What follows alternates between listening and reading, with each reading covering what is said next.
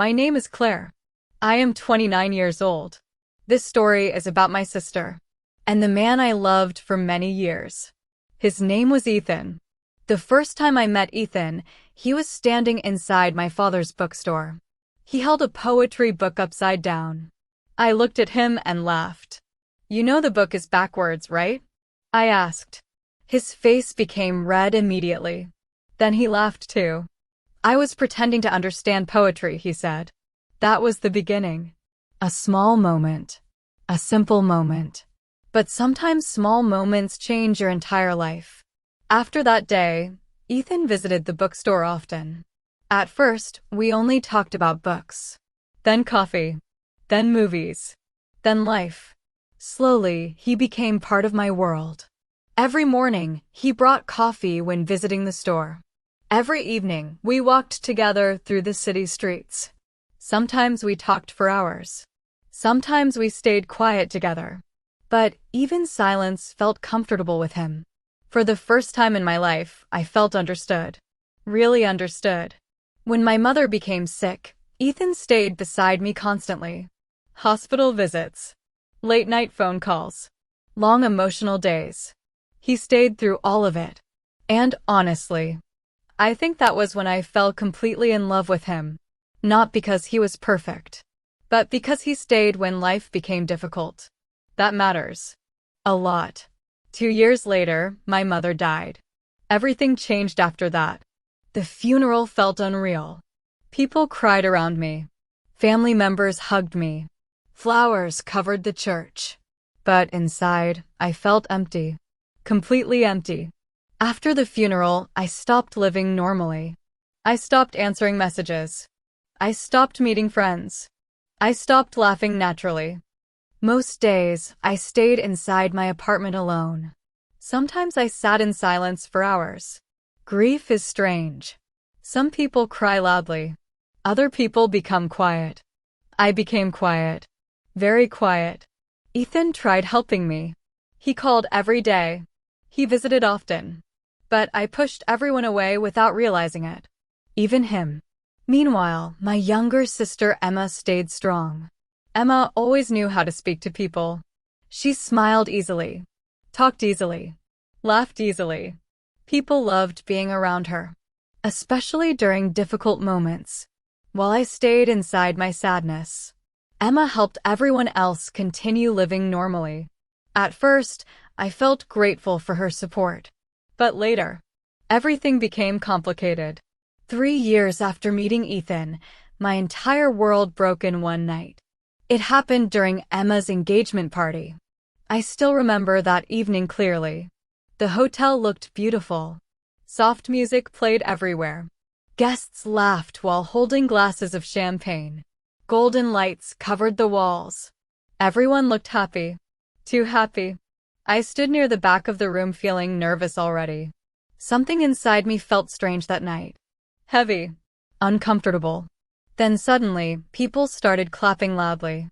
I turned toward the center of the room. And my heart stopped. Emma stood beside Ethan smiling brightly. Her hand rested inside his hand. Then Ethan kissed her gently. The room exploded with applause. They're engaged. People celebrated around them happily. But I could not move. I could barely breathe. My chest felt numb. Cold. Painfully cold. For 1 second, I thought maybe I was dreaming.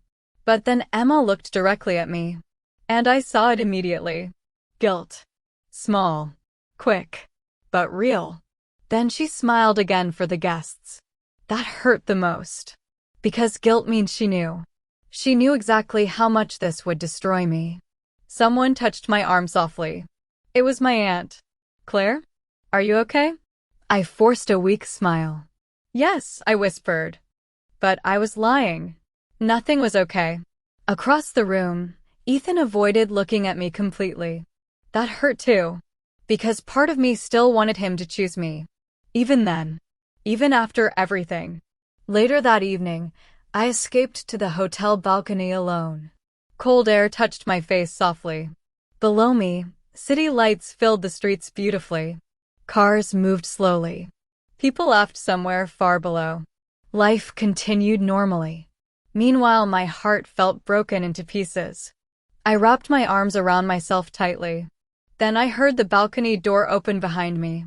I already knew who it was. Ethan. For several seconds, neither of us spoke. Finally, he whispered softly, "I never wanted to hurt you."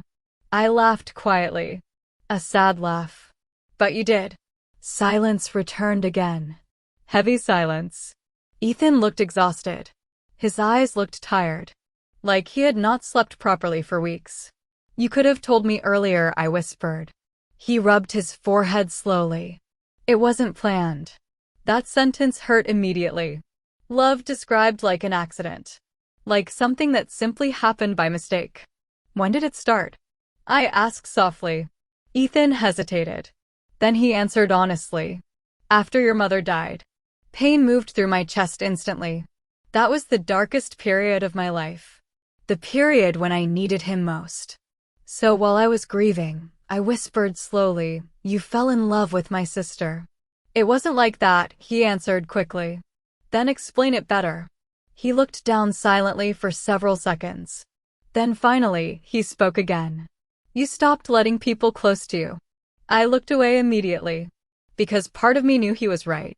After losing my mother, sadness became my entire identity.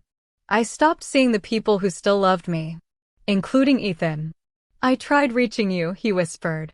But eventually Emma became the only person I could talk to. Tears filled my eyes immediately. I hated hearing that, because it sounded true. And truth sometimes hurts more than lies. "I loved you," I whispered quietly. Ethan's face changed instantly. "I know." "No," I answered while finally looking directly at him. "I don't think you do." My voice shook now. "I imagined my future with you." Tears rolled slowly down my face. "I thought we would get married someday." Ethan closed his eyes painfully. "I'm sorry, but apologies cannot rebuild broken dreams." Suddenly, the balcony door opened again. Emma stepped outside slowly. Her eyes moved carefully between us. The tension was obvious immediately. "I was looking for you," she told Ethan softly. Then she looked at me.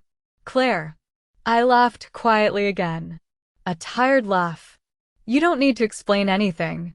But Emma shook her head immediately. "Yes," she whispered. "I do." For the first time that night, she stopped pretending to be happy. Tears filled her eyes instantly. I hated myself when I realized I loved him. My chest tightened painfully. "I tried ignoring it," she continued. "For months." She wiped her tears quickly. "But feelings do not disappear just because they are wrong." Silence filled the balcony again. 3 people. 3 broken hearts. 1 impossible situation. Emma stepped closer slowly. "I never wanted to steal your happiness." I swallowed painfully. Because deep inside, I believed her. And somehow that made everything worse. If she were cruel, maybe hating her would feel easier. But she was not cruel. She was simply human. And humans are complicated.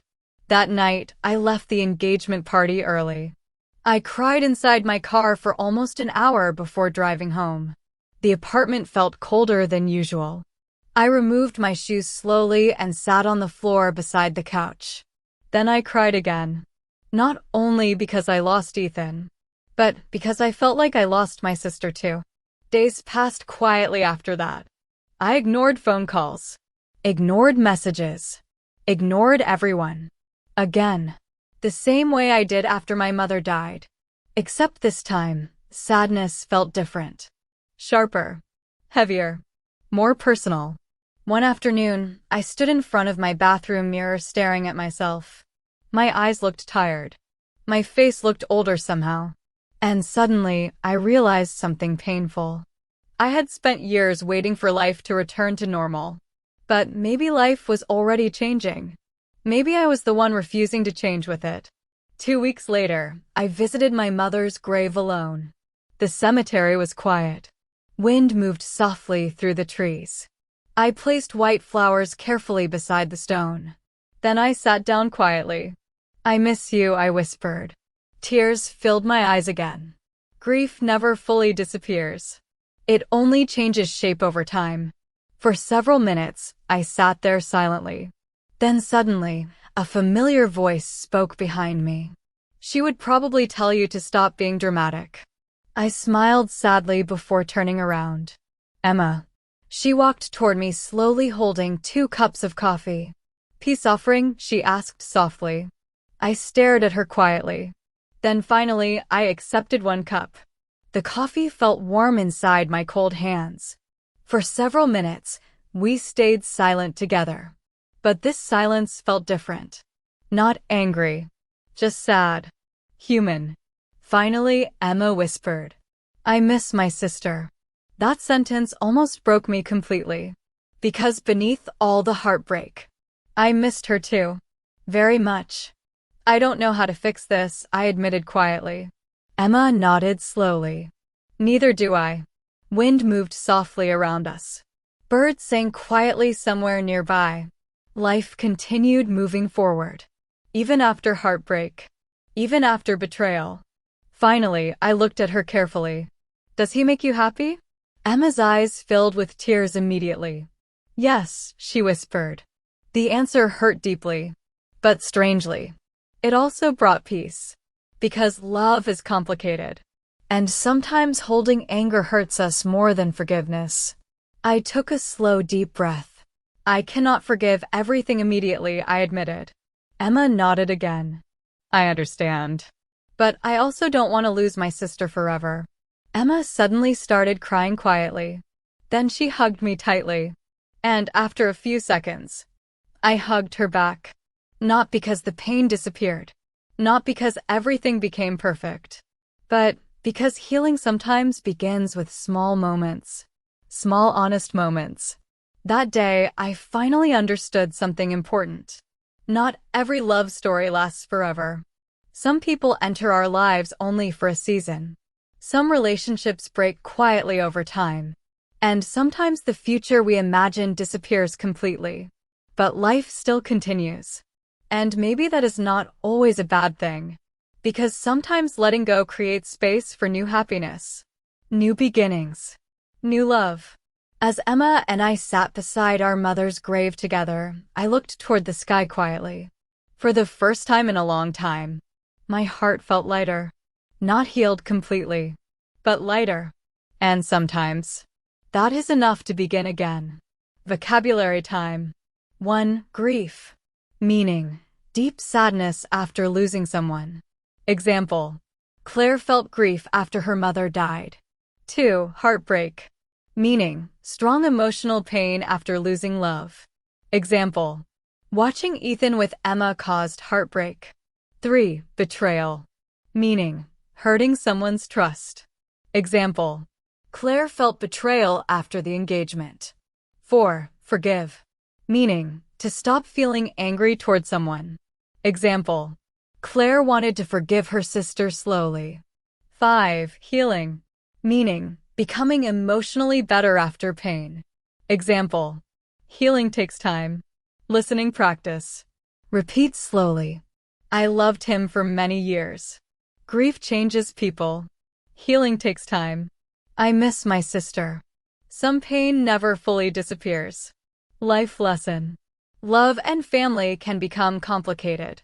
Sometimes people hurt each other without meaning to. Forgiveness does not happen quickly. But holding anger forever can hurt us even more.